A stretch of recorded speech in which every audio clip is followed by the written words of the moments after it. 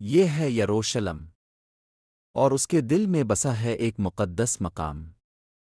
المسجد الاقصی مسلمانوں کا پہلا قبلہ معراج کی رات کا مقام، اور 3 مقدس ترین مساجد میں سے ایک۔ مسجد اقصی فلسطین کے شہر یروشلم، القدس کے قدیم شہر میں واقع ہے۔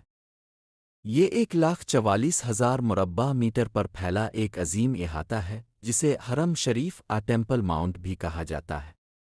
یہ صرف ایک مسجد نہیں بلکہ درجنوں تاریخی مقامات کا مجموعہ ہے، جن میں قبل صخرہ، دوم افدراک اور المصلی القبلی شامل ہیں۔ 1948 میں اسرائیل کے قیام کے بعد سے مسجد اقصی مسلسل تنازع کا مرکز رہی ہے۔ 1967 میں اسرائیل نے مشرقی یروشلم پر قبضہ کیا، جس میں مسجد اقصی بھی شامل ہے۔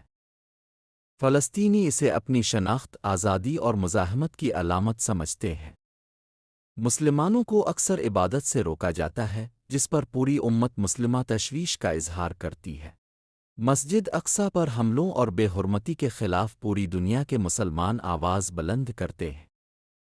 یہ صرف فلسطینیوں کا مسئلہ نہیں بلکہ پوری امت مسلمہ کا دینی، اخلاقی اور انسانی فرض بنتا ہے۔ مسجد اقصی صرف ایک تاریخی مقام نہیں بلکہ ایمان، قربانی اور صبر کی علامت ہے۔